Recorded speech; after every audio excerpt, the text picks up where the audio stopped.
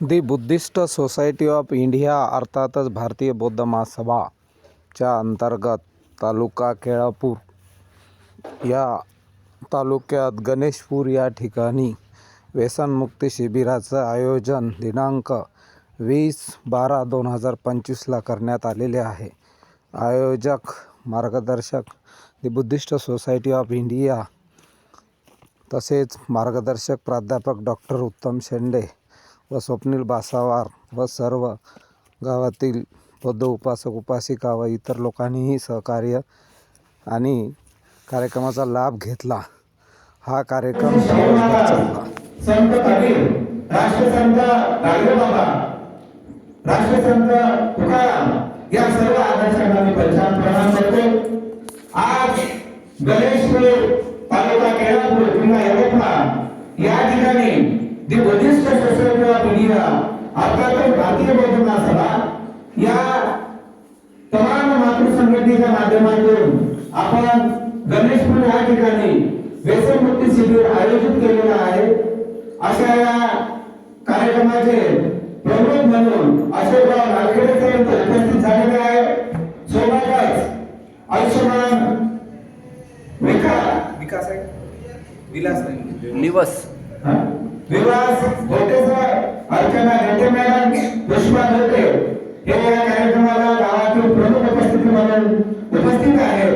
सोबतच आमच्या व्यसनमुक्तीचा अभ्यास असणारे आमचे स्वप्नील बासावार हे सुद्धा व्यसनमुक्तीवर फार मोठं काम करते आणि हा कार्यक्रम 11 ते 4 पर्यंत कंटिन्यू चालणार आहे.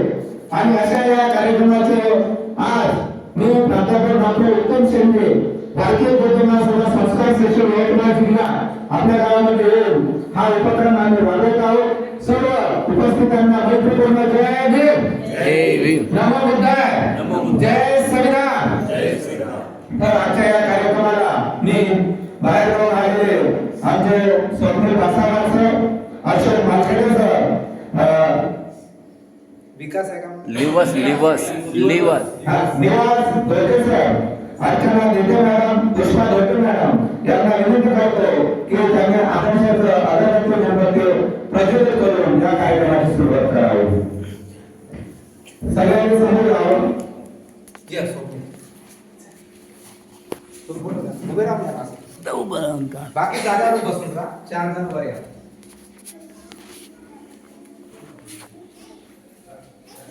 काही इकडून न घ्या. आदर्शाची पूजा चालू आहे. सर्वांना विनंती करतो अगरबत्ती मेणबत्ती प्रज्वलित करून या कार्यक्रमाची सुरुवात करावी. थोडं मागं बसा. जमला म्हणजे विहार भरून दिसतं.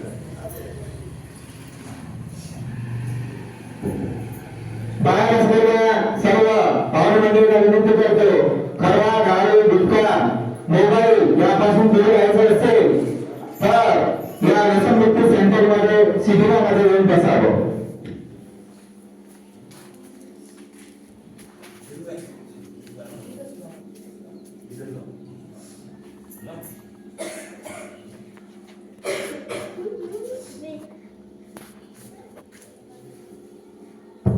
आदर्शाची पूजा चालू आहे. आपण अगरबत्ती का लावतो तर अगरबत्ती प्रमाणे ज्या महामानवांनी आयुष्यभर जिंकले समाजाला सुगंध दिला म्हणून आपण अगरबत्ती लावतो. या सुगंधामुळे आज आपलं जीवन हे सुगंधमय झालेलं आहे, आनंदी झालेलं आहे म्हणून अगरबत्ती लावतो. मेणबत्ती का लावतो? मेणबत्ती स्वतः देते आणि इतरांना प्रकाश देते. त्याच पद्धतीने आपणही जीवन जगत असताना स्वतः कष्ट करायचे आणि समाजाचा कसा विकास होईल, समाजाचा कसा विकास होईल यासाठी आपण मेणबत्तीप्रमाणे जगलं पाहिजे. स्वतःसाठी जगला असतो मेला, दुसऱ्यासाठी जगला असतो मेला. मेला भला तो जगता भला असं समाजाने काही करू शकत नाही. आपला हा जीवन प्रवास 50-60 वर्षाचा आहे म्हणून समाजाच्या विकासासाठी आपण जगलं पाहिजे. एवढा मोठा राजवाडा तथागत बुद्धांनी सोडला आणि आपल्यासाठी जगले. राजकुमार होते. डॉक्टर बाबासाहेब आंबेडकर यांनी TNT महाराजना USC प्रेसिंग दिला होता. भारतीय सरकार लोकांसाठी दिलं. त्याचा आपण मेणबत्तीप्रमाणे जगलं पाहिजे म्हणून आपण मेणबत्ती लावतो. फुलं का वाहतो? आहे का जीवन जन्माला आल्यानंतर हे नष्ट होते. फुलं हे झाडावर असताना फार छान दिसतात, परंतु फुलं तोडल्यानंतर कोणीपण जातात आणि फुलं हे नष्ट होतात. तसंच आपलं आयुष्य सुद्धा नष्ट होते. हे फुलाकडून शिकायचं आहे. फुलं ज्या पद्धतीनं हे फुलतात अतिशय तारीख 15 जानेवारीला आणि आम्ही तुझं पूर्णपणे सहकार्य करू या कार्यक्रमासाठी.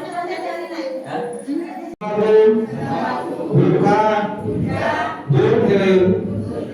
आरोग्य आपले जपूया. व्यसनाच्या साखळ्या तोडूया. नवजीवन घडूया. घराघरात आनंद नांदो.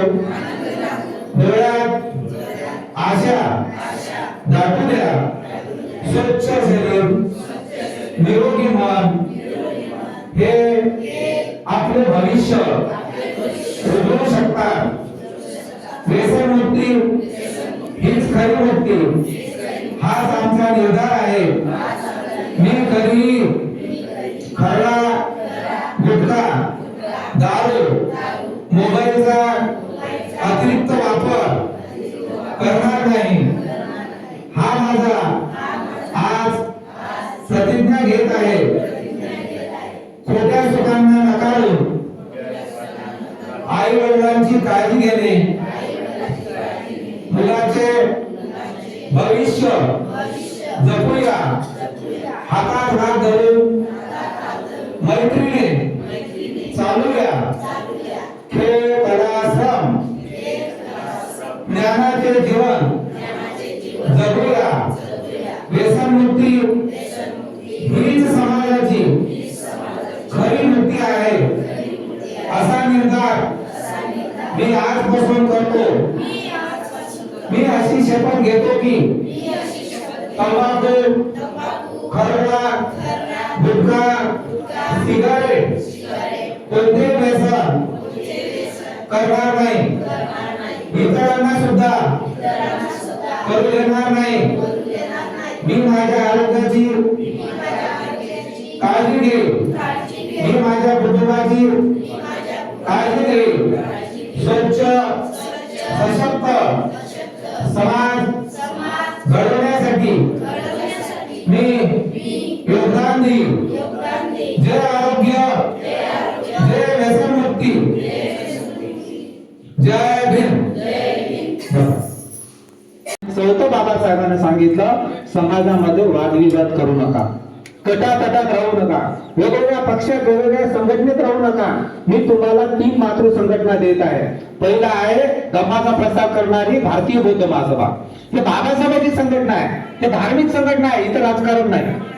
धम्माचा बुद्धाच्या विचाराचा प्रसार प्रचार करणे, बाबासाहेबांच्या विचाराचा प्रसार प्रचार करणे, महात्मा फुलेच्या विचाराचा प्रसार प्रचार करणे, छत्रपती शिवाजी महाराजांच्या विचाराचा प्रसार प्रचार करणे आणि सगळ्यांना आनंदी जीवन कसं जगता येईल, दुःखातून मुक्त खर्च करता येईल हे भारतीय बौद्ध महासभा स्थापन केली. धम्माचा अभ्यास करणार. त्याच्यानंतर समाजाचं रक्षण करण्यासाठी समता सैनिक दल स्थापन केले बाबासाहेबांना. कोणी बाईवर, मुलीवर, माणसावर अन्याय होऊ नये तर समता सैनिक दल पोलिसाचं काम करते. तर ती समता सैनिक दल दिसताना मला दिसत नाही समाजात. एखाद्यावर अन्याय अत्याचार जुलूम जबरदस्ती झालं तर कोणी धावून जात नाही. तर समता सैनिक दलामध्ये तरुण लोक असावे, मुलं मुली असावे. तीच संघटना दिली बाबासाहेबांनी. तिसरी संघटना दिली बाबासाहेबांना RBI. तर प्रकाश आंबेडकरच्या नेतृत्वाखाली आपण वंचित बहुजन आघाडीमध्ये काम करतो आणि हे 3 संघटना 3 घरटे आपले आहेत. जसं बुद्ध धम्म संघ हे 3 रत्न आहे तसे 3 घरटे आहे. भारतीय बौद्ध महासभा, समता सैनिक दल आणि वंचित बहुजन आघाडी किंवा RBI हे 3 संघटनांमध्ये आपण काम केलं पाहिजे. इतर गटातटामध्ये जाऊ नका. काही गरज नाही. त्याची तर खरं काम केलं. गळ्यामधलं गाडवं काढलं, आपल्या पाठीचा झाडू काढला. गावात फिरण्याचा अधिकार नव्हता, पाणी पिण्याचा अधिकार नव्हता, शिक्षण घेण्याचा अधिकार नव्हता. तो तसंच पाहिजे होतं. मला असं वाटतं गळ्यामध्ये गाडवं पाहिजे होतं, कमरेला झाडू पाहिजे होता, गावात फिरण्याचा अधिकार नव्हता पाहिजे, मेलेले जनावर खाता आले पाहिजे होते आपल्याला सडलेले. हे चुकी केली बाबासाहेबांनी सुधारणा करून. मी काय म्हणत आहे जबाबदारपूर्वक, अहो बाबासाहेबांनी मरतपर्यंत समाजासाठी काम केलं आणि आज आम्ही सुटापुटामध्ये आहो, मोठ्या मोठ्या हुद्द्यावर आहो, पण बाबासाहेबांसाठी कोणीच काम करत नाही. म्हणून बाबासाहेबांनी चुकी केली असं मला वाटतं. साधं विहारात आपण येत नाही. बाबासाहेब तुम्ही चुकी केली, आम्हाला एवढ्या सुधारणा पैशाचे व्यसनामध्ये तंबाखू आहे, खर्रा, मद्यपान आणि आपण मोबाईलचा लहान मुलं जास्त प्रमाणात वापर करत असते. बरोबर आहे ना? विद्यार्थी असो की मुलं सर्वात जास्त काय का व्यसन मोबाईल खूप आणि आता असं झालं आहे का महिला सर्वात जास्त काय का व्यसन करत आहे. कशाचं? खर्रा, तंबाखूच्या. हे जास्त ग्रामीण भागामध्ये आढळते. तुम्ही पाहिले असेल तर हे व्यसन करून काही याच्यामध्ये फायदा आहे का आपल्याला? आपण शरीराची पूर्णपणे हानी करत आहोत. तर आपण हे व्यसन कसे मुक्त करायचे हे आपण आपल्यावर राहते सर्व गोष्टी. तर म्हणून आपण नाही का व्यसन मुक्ती केलं पाहिजे. तर आपण जे तंबाखू वगैरे खात असतो ते ह्या गोष्टी आपल्याला करणे अयोग्य आहे का? तुम्हाला काय वाटतं तुम्ही सांगा. आपण चर्चा करू थोडी. आता हे व्यसन आहे तर आपण करत आहोत. काही जण खात असेल नाही खात असेल माहित नाही, पण ह्या गोष्टी आपण आजपासून थोडं ना काही प्रमाणात तर बंद करू शकतो ना. कारण हे व्यसनामुळे आपले पैसे जाते, आपलं कुटुंब काय मेंदू आहे का स्थगित पाहिजे. दारू मेंदूची प्रक्रिया जे दारू पिल्यानंतर 3 प्रक्रिया राहते. आपल्या जेव्हा आपण दारू पितो पोटामध्ये जाऊन आपल्या डायरेक्ट मेंदूवर नाही का ते माणूस तर तेव्हा नाही का त्याला कशाची भान नाही राहत मी माणूस होईल, तो राक्षस होऊन जातो.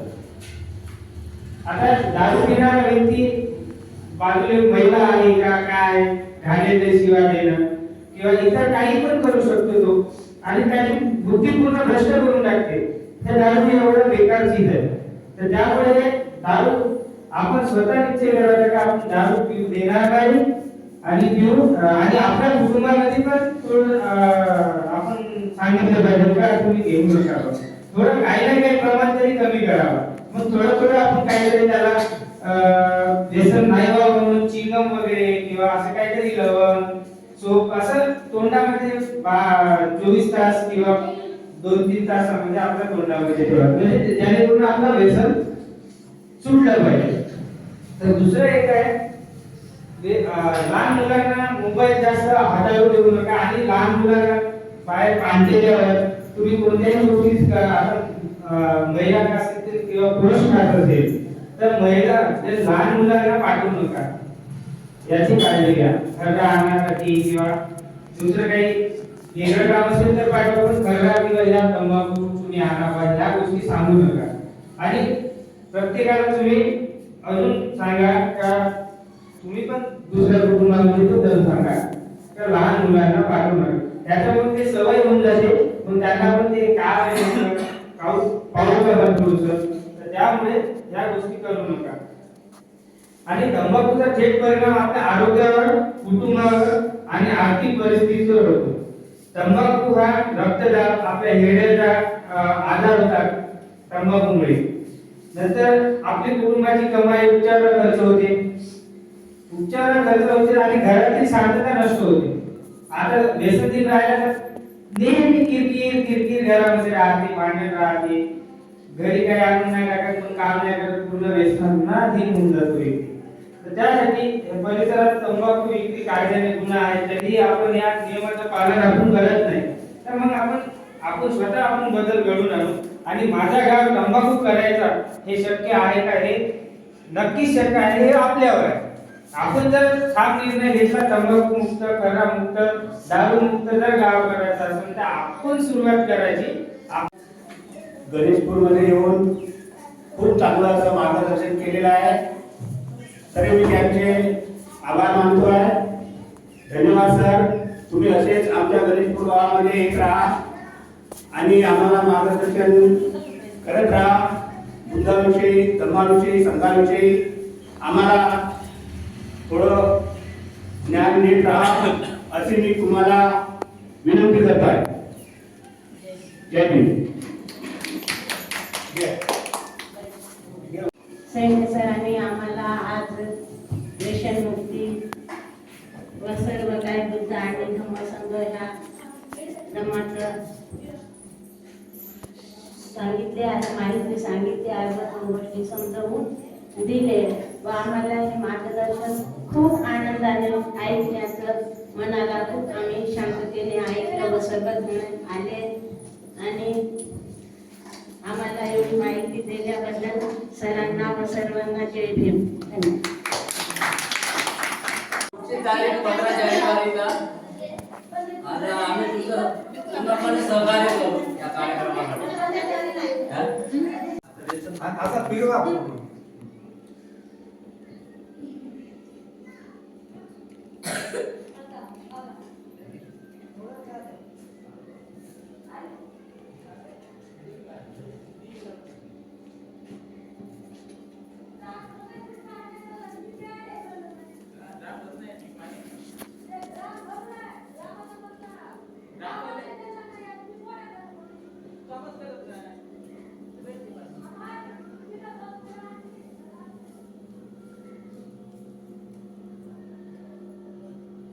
सुरू आहे ना पण व्हिडिओ बटन दाबा. थँक्यू.